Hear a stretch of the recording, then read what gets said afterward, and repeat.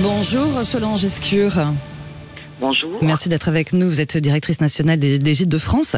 Alors, vous annoncez des taux d'occupation de 82% en juillet et 89% en août.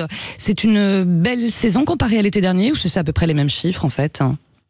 On est globalement sur les mêmes chiffres qu'en 2023. Oui. Avec un début juillet un peu compliqué pour plusieurs raisons. Et après, donc, de belles semaines de juillet et août pour nos propriétaires en termes de taux d'occupation. Alors, juillet compliqué parce que quoi? Le contexte politique a joué aussi sur les réservations, entre autres? Alors, il y a eu plusieurs facteurs. Effectivement, le contexte a joué sur les locations de dernière minute. Il y a eu également la météo. Et puis, ce n'est jamais qu'une confirmation de ce qui se passe début juillet depuis quelques années, en fait. Les Français partent en mai et juin, ils soldent leur congé et repartent fin juillet et au mois d'août. Oui. Solange Escure, est-ce qu'on peut dire qu'il y a eu un effet JO ou pas sur les réservations côté Gîtes de France? Pas vraiment d'effet JO. Il y a eu quelques effets à la marge, avec des séjours de Parisiens de 3-4 semaines qui avaient décidé de quitter Paris. Voilà. Il y a eu également, bien sûr, des séjours dans les villes où se déroulaient les événements, mais pas d'impact très particulier puisque nous n'avons pas d'hébergement sur Paris. Oui. Est-ce qu'on peut dire qu'au niveau des tendances, on reste dans du court séjour ou pas? Non, sur l'été, on reste sur des séjours majoritairement à la semaine, mais on note une forte demande des courts séjours, justement, même sur ces périodes d'été, des séjours de 3-4 nuits demandés. Oui, forcément, un impact pouvoir d'achat, mais pas seulement? Non, je pense qu'en fait, les vacanciers souhaitent se faire plaisir, partir quelques jours, éventuellement changer de lieu au cours de leurs vacances, donc un nouveau mode de consommation. Oui, comme nouveau mode de consommation, la réservation à la dernière minute, ça c'est une tendance qui s'accélère, vous l'observez aussi? Alors on a à la fois une très forte anticipation sur les réservations de l'été, et puis également toujours cette demande de dernière minute, voire d'ultra dernière minute du matin pour le soir. Ouais. Alors parlons des régions maintenant. Quelles ont été les régions les plus plébiscitées cet été?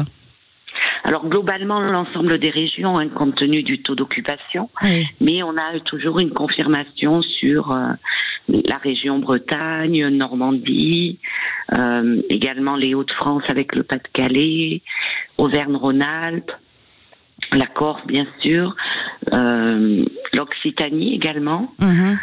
Voilà, des régions qui restent dans le peloton de tête. Ouais, c'est ça. Avec des envies de destination peut-être aussi plus vertes, plus écolo, est-ce que vous observez, je sais pas, un rejet du surtourisme aussi? Alors nos hébergements sont de toute façon à 80% situés en milieu rural. Oui. Donc forcément nous ne sommes pas concernés par ce surtourisme en fait. Ouais. Et de toute façon c'est aussi quelque part les valeurs depuis l'origine de Gîtes de France. Oui, depuis près de 70 ans nous sommes plantés en milieu rural. Oui. Et là actuellement c'est plus de 80% de nos hébergements qui le sont, donc des vacances au vert, à la nature, et puis surtout ce qui fait notre force c'est l'accueil personnalisé des propriétaires. Voilà. D'ailleurs, il y a de plus en plus de porteurs de projets côté propriétaire aussi, côté Gîtes de France. Oui. Depuis fin 2020, nous constatons une forte augmentation du nombre de porteurs de projets qui souhaitent rejoindre Gîtes de France, qui font confiance à notre marque et notre spécificité, c'est cet accompagnement aussi des porteurs de projets. Oui, avec forcément sur votre site toutes les conditions aussi d'adhésion. Exactement. Voilà. Et puis pour ceux qui Solange Escure, qui veulent partir en septembre, au dernier moment aussi ou pas, les gîtes ne sont plus complets là, j'imagine. C'est là. Non, il reste de la place pour se faire plaisir en septembre et profiter de quelques jours de vacances. Donc oui, tout à fait. Sur septembre, les vacanciers peuvent réserver. D'accord, c'est bien lancé. L'arrière-saison, ça compte, hein? Ah, tout à fait. C'est très important. Alors l'avant-saison avait été très bon avec beaucoup de ponts sur le mois de mai et un très bon mois de juin. Mais septembre fait partie aussi des mois qui sont importants pour le propriétaire. Merci beaucoup Solange Escure d'avoir été avec nous.